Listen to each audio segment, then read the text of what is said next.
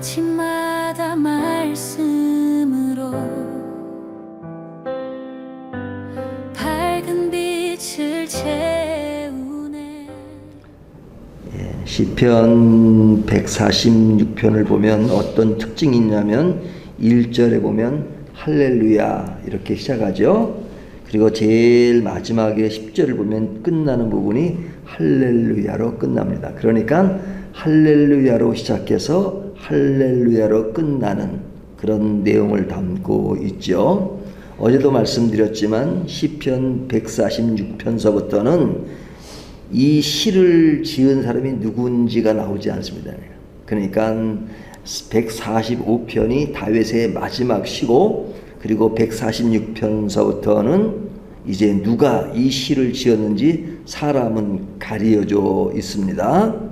사람이 가려진다는 것은 그 사람이 이 시를 쓴 동기라든지 그 사람의 삶의 배경 이런 것들이 전혀 드러나지 않으니까요, 좀 더 인간적으로는 좀 더 이해하기가 좀 어려운 측면이 있을 수 있습니다.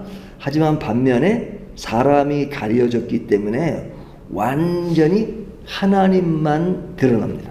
완전히 하나님만 드러납니다. 그러니까 사람이 가려지니까 하나님만 드러나요. 당연히 하나님만 드러나야 되는데, 사람이 가려졌다는 것을 강조하는 이유는 뭐냐면, 사람은 우리와 같은 성정을 갖춘 사람이고 말이 되고 대화가 되고 이렇게 눈으로 볼 수 있고 그리고 모든 것을 가까이 볼 수 있기 때문에 사실은 가까이서 느끼는 인간의 그런 감성이 더 풍부할 수 있죠. 그리고 정감이 있을 수 있죠. 사람보다 하나님이 정감이 있어야 되는 당연함에도 불구하고 사실 그러기가 쉽지 않아요. 왜 그러냐면 하나님은 보이지 않으시고, 또 우리가 대화를 한다 해서 하나님이 이렇게 음성으로 팍 이렇게 똑같이 들려주는 것이 아니잖아요. 들려주는 것으로 따지면 앵무새가 더 잘해요. 앵무새. 저 앵무새가 이렇게 보면 참, 옛날에는 앵무새는 뭐 사람 말을 한다는데, 와, 이게 진짜 사람과 대화가 될 정도로 말하는 앵무새들이 많더라고요. 노래도요, 한 곡을 전곡을 다 하더라고. 제가 그거 보면서 실제로 보니까, 야, 이 앵무새라는 것이 이렇게 친화력 정도만 있는 것이 아니라 이렇게 대화가 되고 말이 되는구나. 그거 뭐 신기할 정도인데요. 근데 사실은 하나님과 우리가 대화가 돼야 되잖아요. 하지만 하나님은 실제로 말씀하시는 분이지만 우리 인간으로서는 그런 알아들을 기가 약하죠. 그러니까 알아들을 기는 사람보다 사람과 사람이, 그리고 사람과 앵무새, 하나님은 멀리 떨어져 있죠. 하지만 앵무새도 가리고 사람도 가리면 그때서야 하나님에 대한 그 음성 이런 것들이 좀 더 귀를 기울이게 돼요. 그래서 시편 146편은 사실은 의미하는 바가 큽니다. 사람이 가려졌지만 그 시작은 할렐루야로 시작해서 할렐루야로 끝나고, 그리고 오늘 본문 내용이 뭐냐, 오직 하나님만 의지해야 된다 하는 그 메시지를 담고 있는 겁니다. 오직 하나님만. 그래서 이 시인이 오직 하나님만을 강조하면서 찬양하는 것으로 시작하는데요. 1절을 보면 할렐루야 내 영혼아 여호와를 찬양하라. 2절 나의 생전에 여호와를 찬양하며 나의 평생에 내 하나님을 찬송하리로다. 여기에 보면 이 무명의 시인은 지금 뭘 강조하냐면 찬양하라를 강조하는데, 그 찬양하라고 말하는 것은 한순간의 감정이 아니라 삶 전체를 관통하는 태도를 말하죠. 그래서 본문에 보면 나의 생전에 나의 평생에 존재의 중심을 하나님께 두고 날마다 그분을 높이는 결단, 자세, 태도 이런 것을 보입니다. 그러면 찬양하는 데 있어서 하나님을 찬양한다는 의미가 무엇이냐, 3절을 보면요, 기인들을 의지하지 말며, 반대되는 개념으로 도울 힘이 없는 인생도 의지하지 말지니, 이 말을 다르게 말하면 뭐 더 구체적으로 얘기하면 부자도 의지하지 말고 가난한 자도 의지하지 말고 높은 자도 의지하지 말고 낮은 자도 의지하지 말고 남자도 의지하지 말고 여자도 의지하지 말고 노인도 의지하지 말고 아이들도 의지하지 말라 하는 그런 이야기잖아요. 그러니까 모든 것, 그러니까 하나님 외에 모든 것을 의지하지 말라는 겁니다. 뿐만 아니라 인간이 가지는 제도나 또 권력 이런 것들을 절대 하지 말고 신뢰와 소망을 오직 하나님께만 두라 이렇게 말하는 겁니다. 하나님만 찬양한다는 것, 그것이 가장 중요하다 하는 이야기를 합니다. 그러면 왜 하나님만 찬양하라고 말하는가? 인간은 찬양의 대상이 되지 못하는 그 이유가 무엇이냐? 여기 보면 4절 그의 호흡이 끊어지며 흙으로 돌아가서 그날에 그의 생각이 소멸하리로다. 인간은 무한한 존재가 아니라 유한한 존재예요. 그래서 어느 기간 동안만 살다가 호흡이 끊어지면 흙으로 돌아간다 하는 것이죠. 그러니까 인간의 유한성, 그리고 인간의 한계성, 또 인간의 완전하지 못한 불완전한 모습, 이런 것들을 다 이야기하는 것이죠. 그래서 인간의 정의와 공의는 제한적이고 불완전할 수밖에 없습니다. 우리가 정치를 보면요, 새로운 정권이 왔다, 새로운 개혁, 새로운 거, 또 뭐 완벽하게 한다 하지만 늘 다 허점들이 있잖아요. 불완전하고. 그러니까 인간을 찬양의 대상으로 둘 수 없는 것은 그것이 완전하지 않기 때문에, 불완전하기 때문에, 그러니까 완전한 그분만 찬양하라는 것이죠. 그래서 하나님만을 붙여요. 근데 우리가 인간 세상에는 나만을 사랑하고 나만을 존중하는 것은 문제가 있죠. 나를 사랑하는 건 중요해요. 하지만 나만 사랑하는 건 문제가 있잖아요. 또 가정을 사랑하는 건 매우 중요하지만 가정만 사랑하는 것, 또 나라만 사랑하는 것, 그것은 다 이게 너무 한쪽으로 치우친 거잖아요. 하지만 하나님 얘기할 때만 하나님만 사랑하고 하나님만 하는 이야기는 된다 이거죠. 왜? 지금처럼 모든 일에 하나님은 완전하시기 때문에. 그러면 하나님을 찬양한다는 말, 하나님만 찬양한다는 말은 인간은 무시하고 우리의 현실은 무시하고 이런 것은 뭐 그냥 찬양의 대상이 되지 않으니까 그냥 무시하라 하는 그것인가? 그러지는 않죠. 하나님을 찬양하는 사람은 사람을 무시하지 않고 인간에 대한 긍휼과 그리고 정의를 실천하는 것을 이야기합니다. 그래서 6절부터 9절까지 나오는 이야기를 보면요, 하나님이 어떤 자를 돌보시는가 하는 이야기를 하고 있는데, 여기 보면 7절 억눌린 사람들을 위해 정의를 심판하시며 줄인 자들에게 먹을 것을 주시는 이시로다.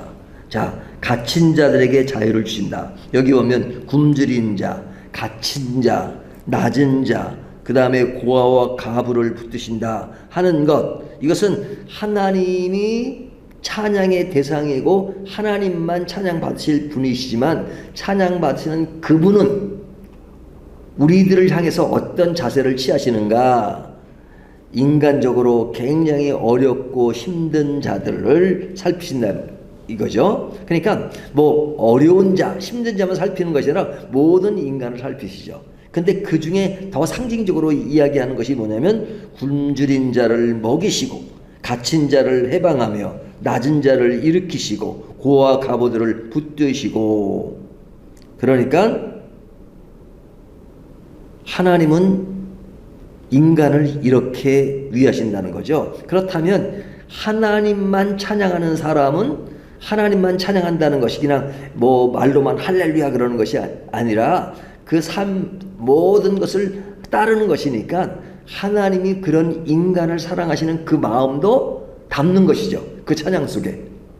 그러니까 하나님만 찬양한다는 이야기는 인간에 흐르는 모든 것을 무시하거나 제도를 무시하거나 공의와 정의를 무시한다는 것이 아니라 하나님 차원에서 하나님을 통과해서 하나님을 중심으로 그 모든 것들을 하나님의 시각으로 본다는 거죠. 근데 하나님의 시각으로 보니까 뭐냐면 나는 인간을 사랑하고 싶지 않아요. 너무 상처가 많아서. 근데 하나님이 그런 인간도 사랑하세요. 그러니까 내가 하나님을 찬양하는 사람이면 하나님이 그러시니까 나도 뭐 시킨 하지만 그런 것들을 좀 더 넓게 생각하고 깊게 생각해야 되겠구나 라고 모든 일들을 하나님 차원에서 다시 재해석이 되는 겁니다. 또 이렇게 되면 진짜 예수 믿는 게 힘들긴 하구나 라는 생각이 들 수 있어요. 하지만 하나님이 그렇게 하도록 우리에게 그냥 억지로 하기 싫은데 억지로 하는 게 아니라 하나님께서 그냥 어떨 때는 우리를 완전히 붙잡아 주시고 그렇게 하도록 만드세요. 강권적으로. 무엇을 통해서? 성령을 통해서.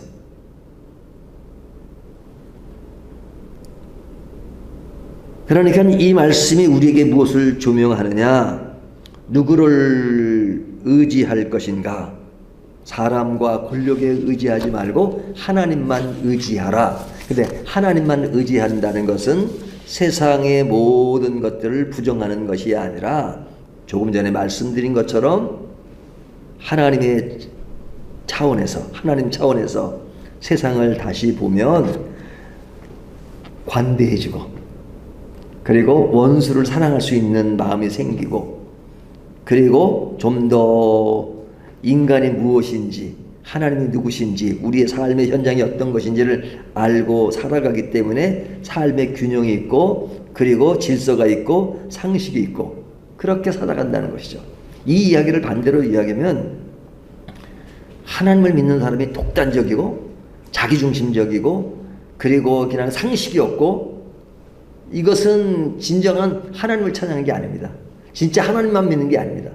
하나님만 믿으면 사람도 사랑하고 세상도 사랑하고 그리고 우리의 질서 속에서 하나님을 믿는 것이 최고의 소망이니까 사람들을 예수님을 알게 하고 하는 것에 관심을 가지고 그리고 그런 것에 또 한계를 느끼니까 또 하나님께 무릎을 꿇고 기도하고 또 말씀을 보며 새롭게 깨닫고 그리고 하나님 나 못합니다 라고 손을 들고 항복하면 또 하나님께서 힘을 주셔서 하게 하시고 이것이 믿음의 여정이죠.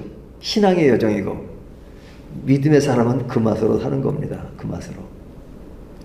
그래서 어찌 보면 우리 신앙을 갖는 것이 독단적이고 너무 이기적인 것 같지만 그러나 하나님을 믿는 것은 이기적인 것이 아닙니다. 하나님만 믿는다는 말은 결코 이기적인 말이 아니고 독단적인 말이 아니라 굉장히 넓은 것을 포용하는 그런 말씀이라는 것을 보여줍니다. 자, 그렇다면 이것을 우리가 개인 생활이나 가정 생활이나 직장 생활이나 우리의 예배 공동체 안에서 이 말씀을 어떻게 적용해야 될까 하는 것을 보면 오늘 말씀 시작이 할렐루야로 시작한 것처럼 할렐루야로 끝난 것처럼 우리의 일상도 할렐루야로 시작해서 할렐루야로 끝날 수 있는 찬양의 삶이 묻어있는 것이 굉장히 중요하죠. 그래서 우리가 어느 누구보다도 새벽 기도에 나오셔서 이렇게 기도한다는 것은 우리의 처음 시작이 할렐루야로 시작하는 것이구나. 그리고 우리가 또 잠자기 전에 또 마지막 기도를 하면서도 또 할렐루야로 끝날 수 있다면 그것은 얼마나 감사한 일입니까? 그리고 우리가 삶의 영역 속에서 늘 공정과 배려를 실천하면서 하나님을 신뢰하고 그리고 우리 주변에 있는 약자들이 많은데 그 약자들을 하나님이 약자를 위한 것처럼 늘 그들에 대해서 우리가 관심을 갖는 것 이것이 하나님만 의지하는 공동체의 삶이다 하는 것을 오늘 본문이 교훈합니다. 근데 이 시를 누가 썼어요? 몰라요. 누군지. 무명의 시인. 알 수 없는 그러니까 알 수 없는 사람이 하는 것. 그냥 이 세상을 보면요. 사실은 유명한 사람들, 위대한 사람들 그 업적들이 드러나잖아요. 그걸 보면 우리가 뭐 자서전이나 또 전기로 보면 감동을 받잖아요. 하지만 그 사람이 알려져서 그렇게 그 사람의 했던 것을 알 수 있는 것이 알지 못하는 사람들 중에 그들보다 더 위대하고 더 훌륭하고 더 많은 일을 했고 더 많은 능력을 가진 사람이 무수하게 많을 겁니다. 근데 몰라서 그런 거죠. 몰라서. 그러니까 사람은 늘 보이는 것만 가지고 얘기하거든요. 보이지 않는 것에 위대한 사람들이 엄청 많죠. 가려질 뿐이고 또 어떤 그런 것을 드러내는 사람이 있어서 드러내주니까 그 사람이 드러난 거죠. 사실은 성경에 나오는 인물 아브라함이 있고 모세가 있고 다윗이 있지만 다윗보다도 모세보다도 아브라함보다 더 큰 그런 위대한 신앙의 인물들이 많을 겁니다. 하지만 우리가 몰라서 그런 것이죠. 그렇다면 이 무명의 시 속에 드러나는 이 내용을 보세요. 너무너무 그냥 할례로 시작 할례로 끝나는 그런 아름다움이 쫙 묘사되어 있잖아요. 그것은 오늘날 우리 주변의 인간에게도 그런 사람이 있을 수 있다 하는 것들을 생각하면서 오늘도 우리가 하나님만 의지한다는 것이 무엇인가 하는 것을 다시 한번 정리하는 저와 여러분이 되시기를 주님의 이름으로 축원합니다.